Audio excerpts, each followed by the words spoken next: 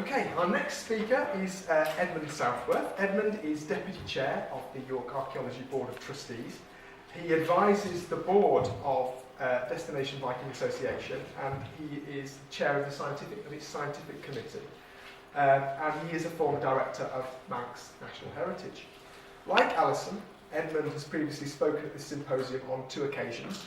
At the very first, which took place at King's Manor, and most recently in 2021 at the tail end of a wholly online York Viking Festival.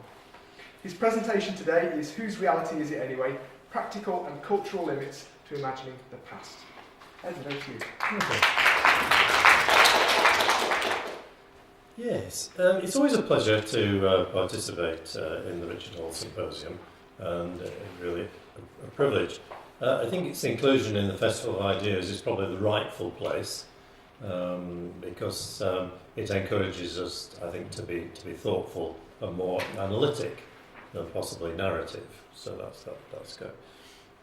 My starting point is that the heritage sector has always been agonising about the artificial distinction between education and entertainment. And in the 1980s, I think a book called The Heritage Industry put us on our mettle for trying to understand what we were doing. And some of the stuff we were talking about is hugely entertaining, and it's a day out in the title of the symposium. It's a great day out, or as we say in Wallace and Gromit country, a grand day out. And I shall come back to that. I am actually going to talk about some of the issues relating to Viking reenactment, but I will include some non-Viking examples from my own professional history. And sadly, I realise it is history now. But it is an important context, I think, in terms of heritage interpretation and exhibition. And one of the things, as Chris mentioned, I've had professional responsibility for in recent years is the Viking route of European cultural heritage. Not everyone is familiar with these in the UK. And I don't think I really knew either in advance of taking on the job. I think it's 2009 or 10. So Alison was there before me. The Council of Europe was formed in 1949 out of the ashes of post-war Europe. And it's primarily a human rights organisation determined that the horrors of war, and particularly the impact on civilians and minorities, as we would say now, the Holocaust being the key example, that those things should never return. And I think I'm quite proud of the fact that Winston Churchill was one of the instigators, and it was picked up by the post-war Labour government as a very important part of its work. And despite recent efforts to downplay it, the UK is still signatory to a lot of the conventions. And not many of you will know that most of our legislation on protecting the historic environment and archaeology derives from those very conventions. They work very closely with UNESCO.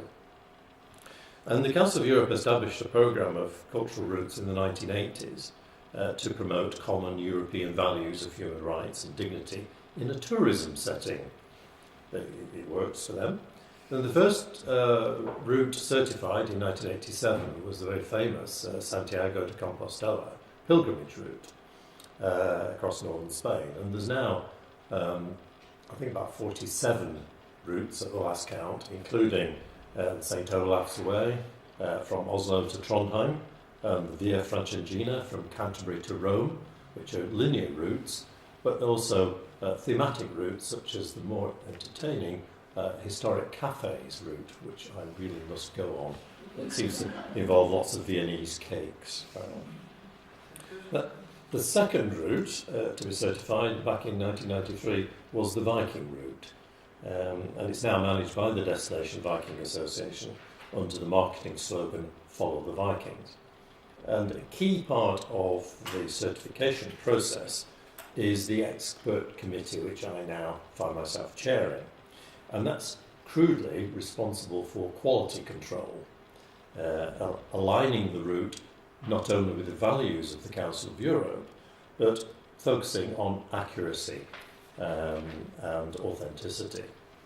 So if you have any concern or that you need a reminder that these issues have somehow gone away, or that they're superficial, not serious, or dare I say woke, the newest member of the Viking route is based in Zaporizhia, Ukraine. And they're developing a route which takes them to the east, literally. And it's the only cultural route that has to consider how to tackle landmines in its activities. This is serious stuff for some people. I'm going to talk about reconstruction and reenactment for a bit, and I'm really looking forward to Stefan's talk. And I would say, listen carefully, because I'm just going to hint at some of the things he's saying, and I've not stolen them, I'm citing them, that's the phrase. But his latest book, which Chris showed, I think makes the point quite eloquently, that the number of surviving Viking buildings is 0, the number of living Vikings is 0. And therefore, most of what we have established as a Viking cultural route is recent. It's either been created or constructed. And much of this is what Stefan reminds us is top-down, in the sense that the motivation for the work has been from the public sector, academic or charitable body like the York Trust, with access to expertise, but also with codes of standards and ethics, not to mention building regulations and health and safety. Such work is often driven by research and a desire to get the detail right as far as possible. But there's also a level of humility in that the originators usually accept there are limits to their knowledge and compromises have been made. They're often in the small print, but it is acknowledged. Now that was supposed to change. Why is it not changing? There we go. Just an example of a very well done internal reconstruction. Swedish, I think. It is by contrast that the significant growth of reenactment activity, as we've heard about from the other man, is bottom up and driven by people who are not experts. And that's not a criticism at all. Indeed, the public and academic sectors have much to learn from the enthusiasm, flexibility and speed of those who give up their time and spend their money on their passion. And we should ask ourselves whether the academic research that we pride ourselves on is easily available or even intelligible. I have to declare that my personal perspective is that of the museum director and exhibition curator, i.e. someone who curates a selection of evidence from what is available and attempts to understand and communicate the nature of that evidence and be aware of any conscious or unconscious bias I bring. That's very much the top-down approach. I know, for example, that Viking tortoise brooches are rare and only found in high-status graves. And I wince every time I see a reenactor gardening or weaving in these incredibly high-status brooches, because, and the beads, even more high-status in some cases. Again, to cite Stefan, talking about authenticity, on the one extreme, as it was, what we know to be true. Yes, authenticity. Note the plastic bottle. What we know to be true. In the middle, as it might have been, which is based on the evidence, but we extrapolate from that evidence.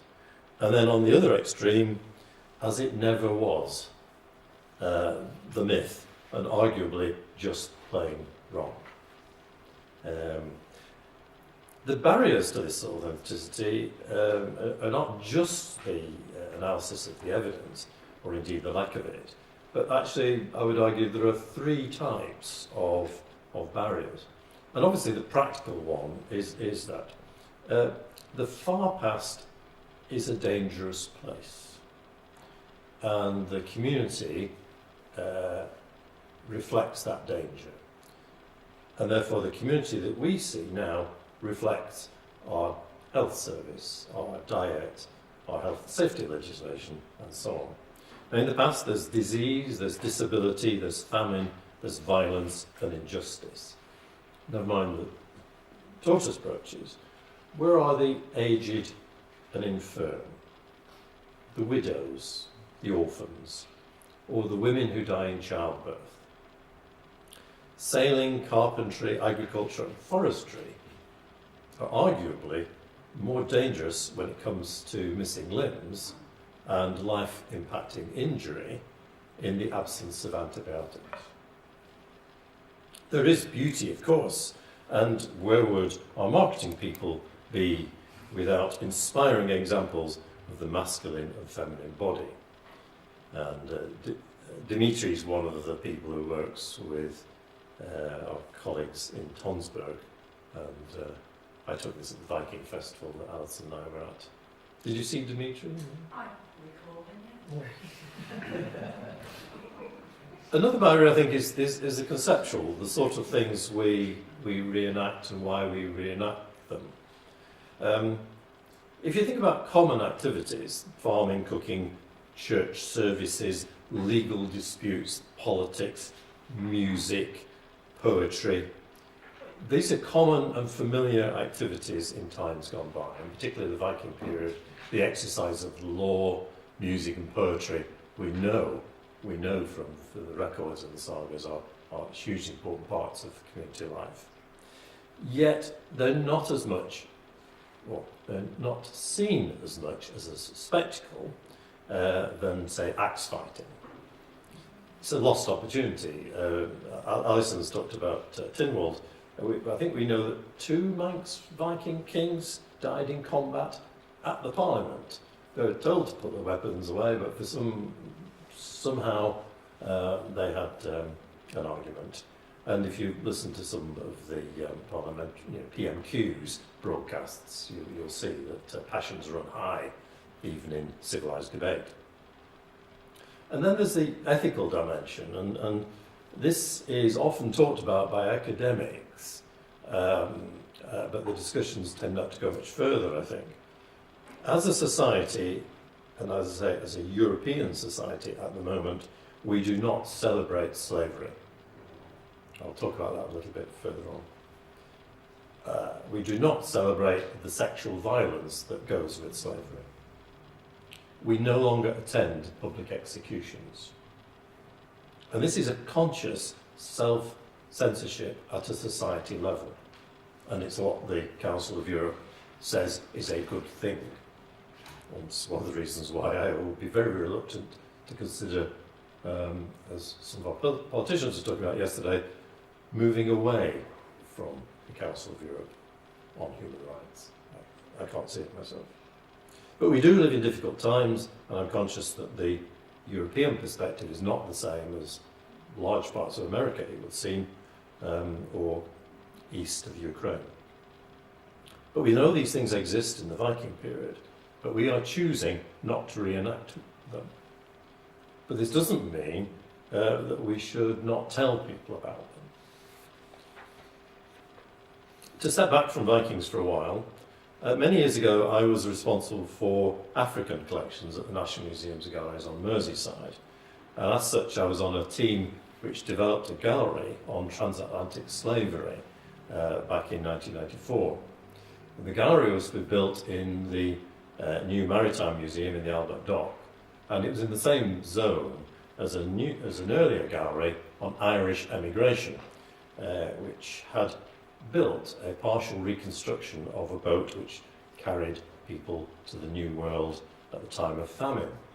And The team that I was in undertook quite a lot of community consultation. Remember that this is not long after riots in Liverpool, which highlighted the continued discrimination against people of Afro-Caribbean descent in the city. So it was a difficult topic. And the museum came under a lot of pressure from people in the community to recreate this. And it wasn't just because the Irish had a boat, whereas our boat, sort of argument, but because this image is an absolutely iconic image of the horrors of the slave trade.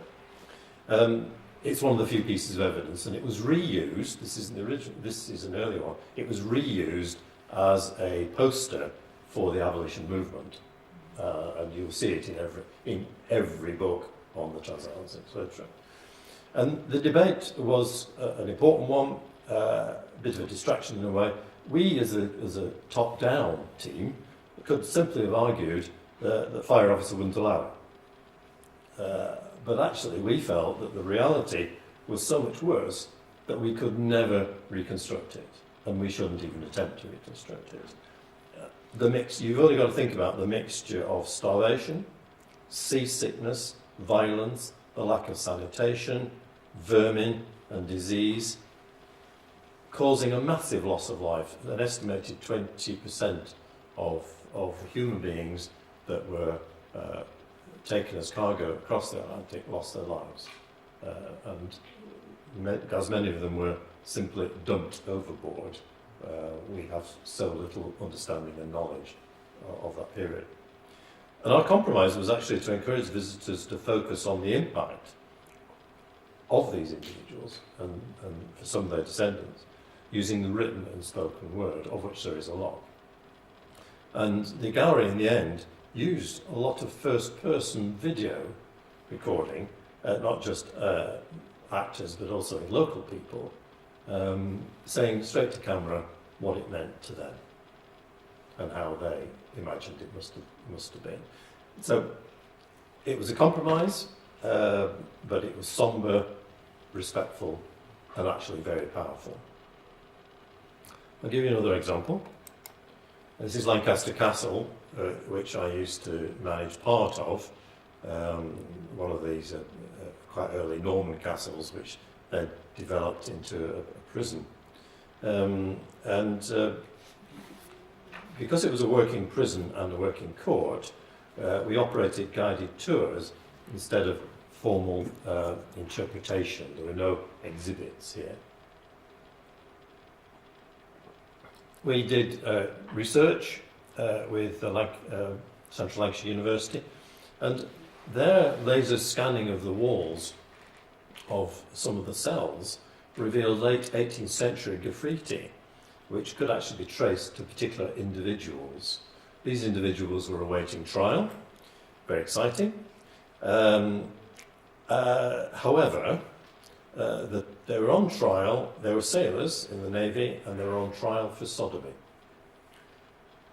This is not something you put into your normal family tour.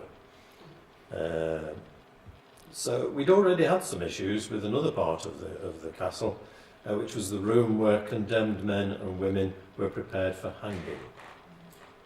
And we realised that some of the storytelling from our guides, who should have known better, was, quite frankly, unhealthy.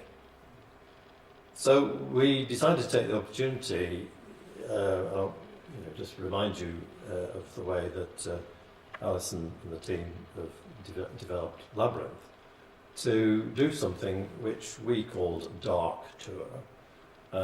But we tried not to sensationalise. We made the normal tour far more age appropriate, so it could be done to a family audience, but then we took out the adult themes and did them in the evening at different times and promoted them differently, trying not to sensationalise. These are not ghost tours, these are not, this is heavyweight learning, really, from people who understood what was going on. Another example, I am really having a few problems here, never mind. The East Lancashire Railway is a heritage steam railway from Bury to Ramsbottom, which is really Wallace and Gromit country. It also operates the Bury Transport Museum. Like many heritage railways, it also organises events, and some of these are a bit silly, like dinosaurs on the railways. Others are more themed, like the 1940s weekends with costume restored vehicles. And this goes alongside very serious educational work with school sessions where children are taken on a journey which recreates the journey of those evacuated in the early years of the war to the countryside around the Pennines. And if I just say that Bury and Prestwich still have a very significant Jewish community. So it's that sort of world. In 2011, a small group of immaculately dressed soldiers turned up in a staff car to join a 1940s event. Unfortunately, they were dressed as members of the SS, and it was a German car. It's not just, it was inauthentic, it was wrong. They had crossed a line, and the community understood that. They didn't, but the community felt they had crossed a line. There was uproar, they were asked to leave, and the whole event caused considerable distress. And if you're interested, there's still quite a big online archive, and there's a good article in the Jewish Chronicle which talks about this. The organisers at Bury have now put rules in so this doesn't happen again. So nice. However, remember that spectrum, what never happened.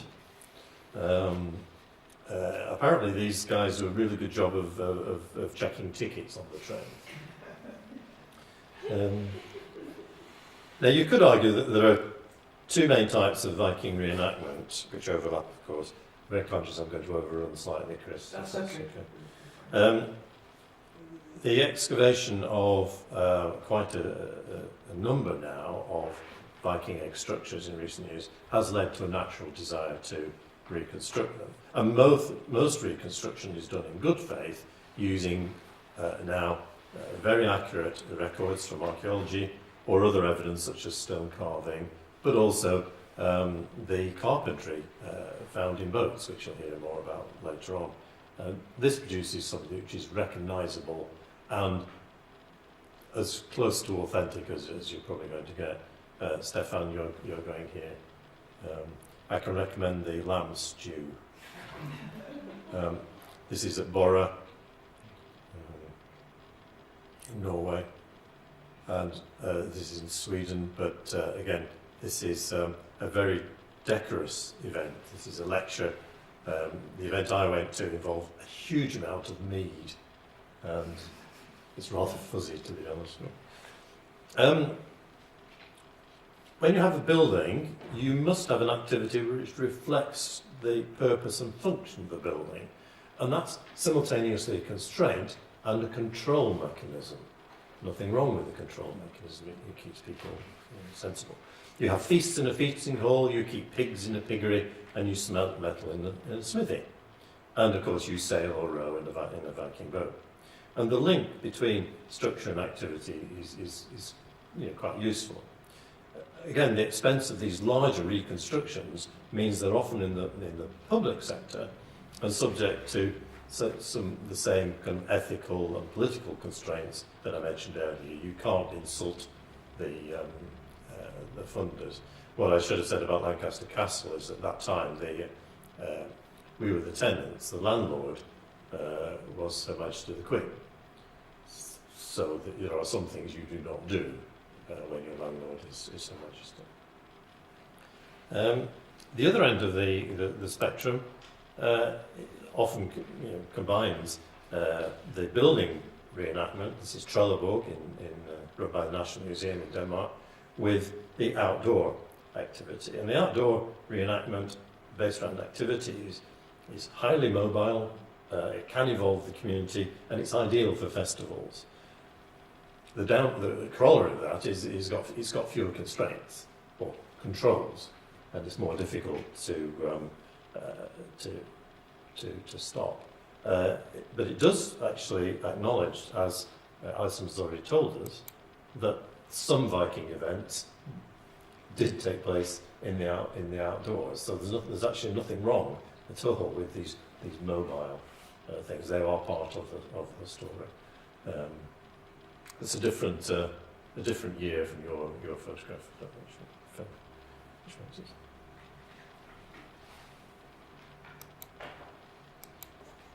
Come on.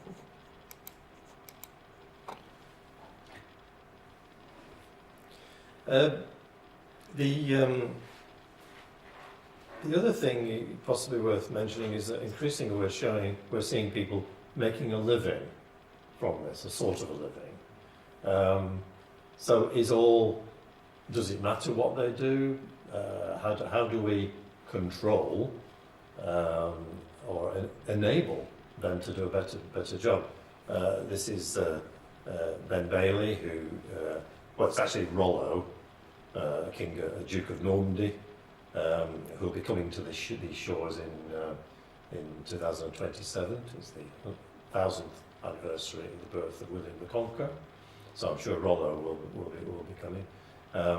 And Ben is a former British infantry soldier who makes a living now, either as Rollo or Richard the Lionheart, showing people around Normandy. And he's very good at what he does. The other strand to this, I suppose, is somewhere in the middle. Is storytelling in costume. And I don't quite know where that sits, because it's slightly theatrical. It's sort of reenacting, but the audience is very clearly an audience. But it's actually a very, very good way of communicating. Nothing wrong with it at all. I thought I'd conclude in tribute to Wallace and Gromit with some thoughts on performance.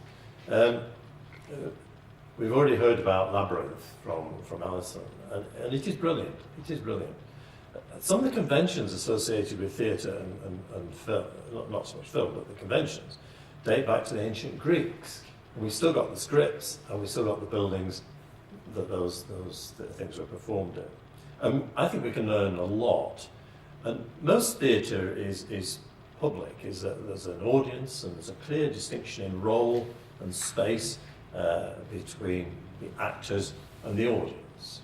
And that's why theatre in the round is so scary, because it blurs the distinction between the two.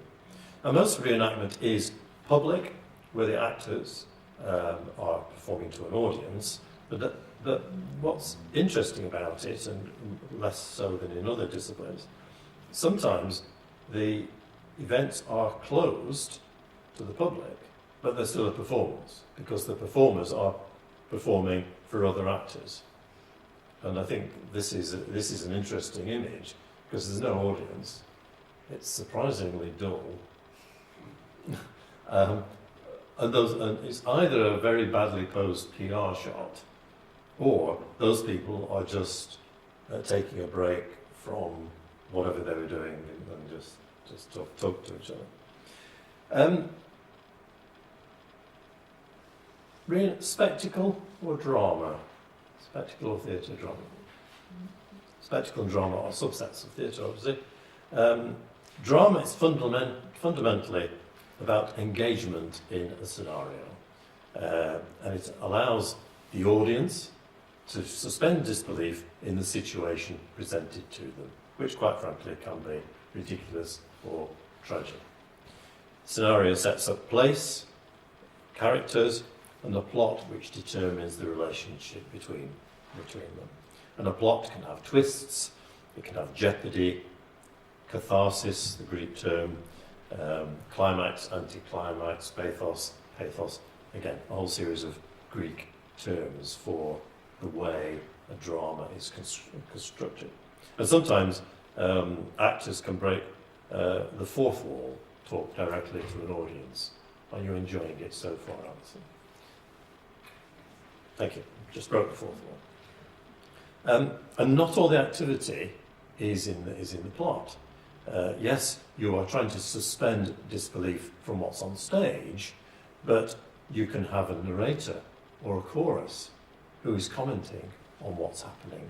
That's very much the Greek style. And if you have a formal theatre and an event, you can issue a programme so that people can, in the boring bits, try and understand who's who. And in real life, the dead stay dead. In theatre, they reappear at the end and take a bow. By and large, spectacle is where the plot is reduced to the absolute basic minimum in favour of an emotional activity caused by raised voices, noise, lights, special effects, and a general over-the-top experience. And the finale of Viking festivals is a spectacle, and it's a tremendous, wonderful spectacle, usually. If you've seen any recent films directed by Sylvester Stallone, or starring Jason Statham or Dwayne Johnson, you'll know that spectacle is not dead. Spectacle is sometimes the only thing that American audiences will watch. And it's quite difficult sometimes to realise how bad a lot of it is. And I have to confess, the Romans understood spectacle, and they used it in the most violent and horrible way for the most part. And I do confess that at the York Trust we have benefited from a lot of publicity from the discovery that a lion was probably involved in the death of a Roman man here in York. We have no plans to reenact that, have we, Chris? And I think it's a serious point. A lot of current film portrays violence in a ridiculously over-the-top, gratuitous way. And I've noticed that there's a process of anonymising the violence because the characters are often the baddies. And when I was a child, it was cowboys and Indians, the baddies were the Indians. Then it got complicated because you had good cowboys and bad cowboys. But it was all right because the bad cowboys always wore black. What we see now is a paramilitary style where the bad guys always wear masks or helmets so you can't see their faces. And it's cheaper because at the end credits you only have a few stuntmen because they've died time and time again in the filming of the film. And the Romans did it. The Romans put people in helmets, often anonymising the fact that they were human beings who were destined to be killed for entertainment. As archaeologists, we must never forget that the bodies we excavate are real people with names, and they deserve dignity. A quick word on Opeliard, just to show you a picture of my brother-in-law. Opeliard's absolutely fascinating because it is not simply one Jarl squad based in Lerwick. It is, there's something like 14 Jarl squads. My brother-in-law is here in Boston, US, where his Jarl squad from Baltasund on the island of Unst, which is a very small population, so they're happy to have people coming in. And they went on a tour to promote Scottish heritage. Scottish heritage? Like that. But anyway, he's very proud of his uniform, and he fully accepts it is not a Viking uniform, but it is a great spectacle. I was very privileged a few years ago to go to Opeliard, not quite to join in, there's no way I'm dressing like that, but we were allowed to be with the main Jarl squad in Lerwick as they were preparing for their event. And they prepare for the event by learning two songs. And this is surreal, but it's the nature of some elements of reenactment.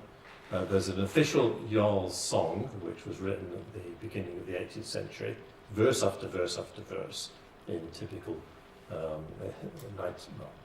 late 18th century style. And then there's a song of their choosing. So they chose Burning Love, made famous by Elvis Presley.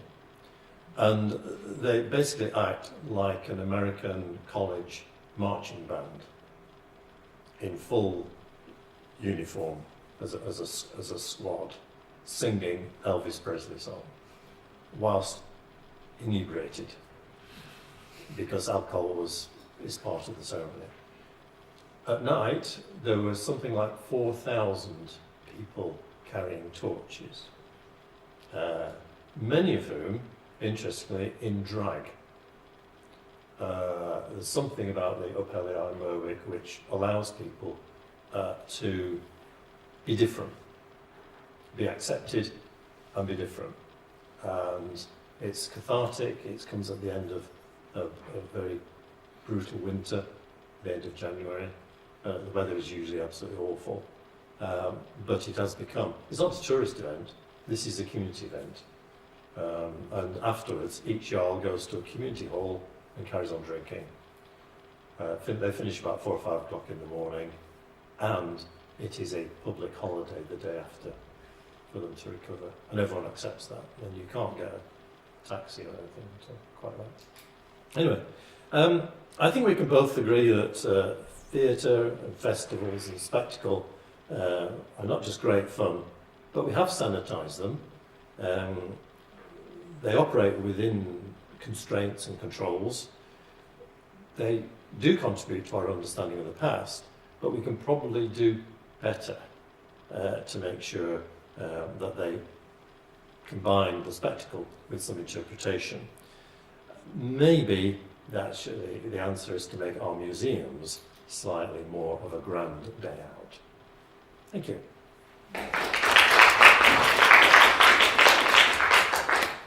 Thank you, Edmund.